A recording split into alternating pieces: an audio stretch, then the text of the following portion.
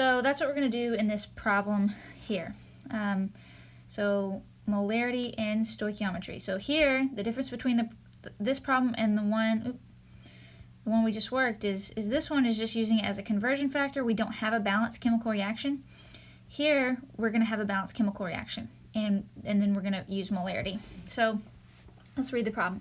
Stomach acid is usually 0.1 molar HCl. Magnesium hydroxide, which by the way, you'd have to write out the chemical formula for that. If you know it, go ahead and write it out in your own notes. By the way, I haven't been saying this, but I encourage you when we approach problems like this, just as I would in class, I want you to work these out with me. Don't just listen to me or watch the screen. Try to work these out with me or alongside me or even ahead of me if you can. So what is the chemical formula for magnesium hydroxide? Write that out. It's MgOH2, okay? And what we're going to do, or what it says is magnesium hydroxide is a common antacid. It reacts with HCl to produce magnesium chloride. We need to write that out. MgCl2, okay?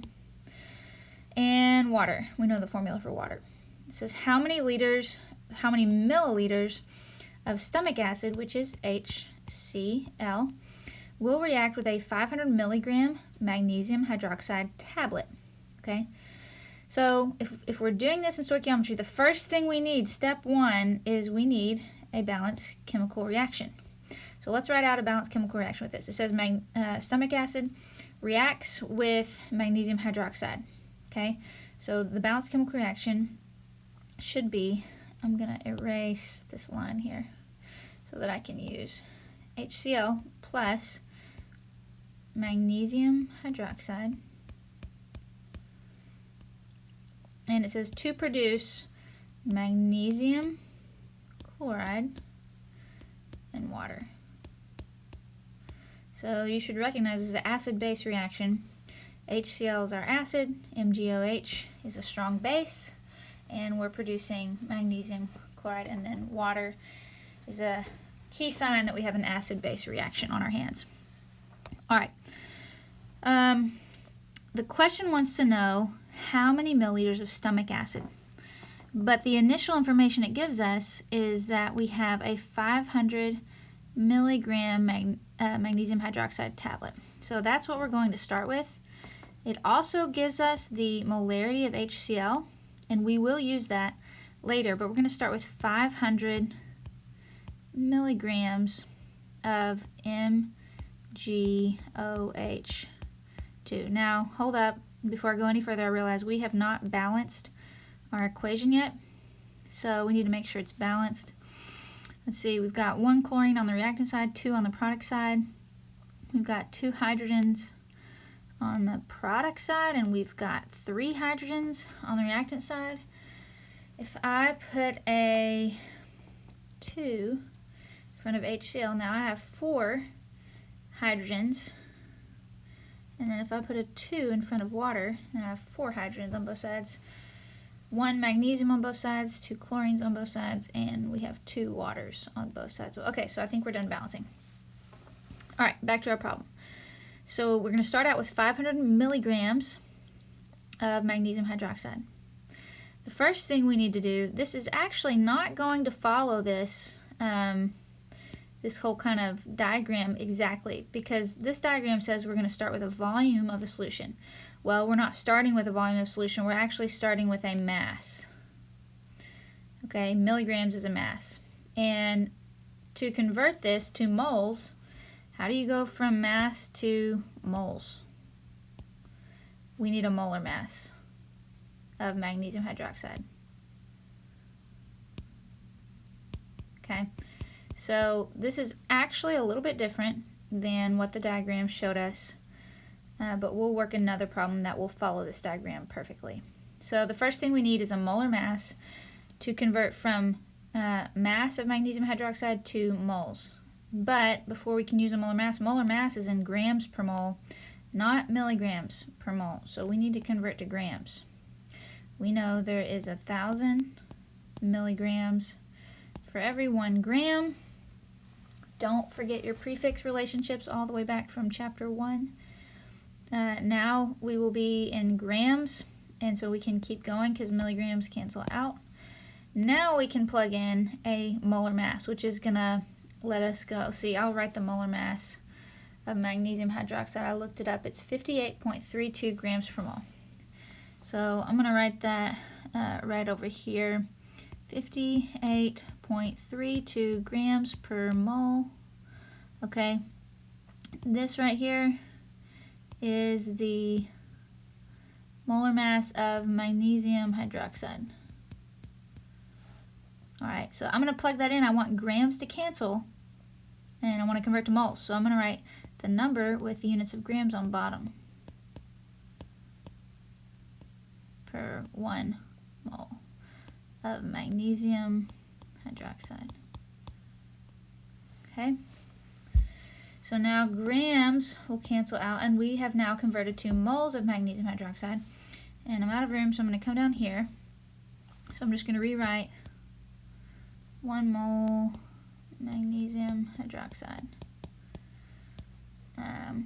58.32 grams. And the grams canceled out. So now we're going to convert from moles of magnesium hydroxide to moles of hydrochloric acid, because the question is asking, let's go back and read the question. It starts right here. How many milliliters of stomach acid? So we want an answer with milliliters of HCl. So we're going to convert from moles of magnesium hydroxide to moles of HCl. We do that using a mole ratio. Okay. We have moles of A, we want to go to moles of B. Here, substance A is magnesium hydroxide,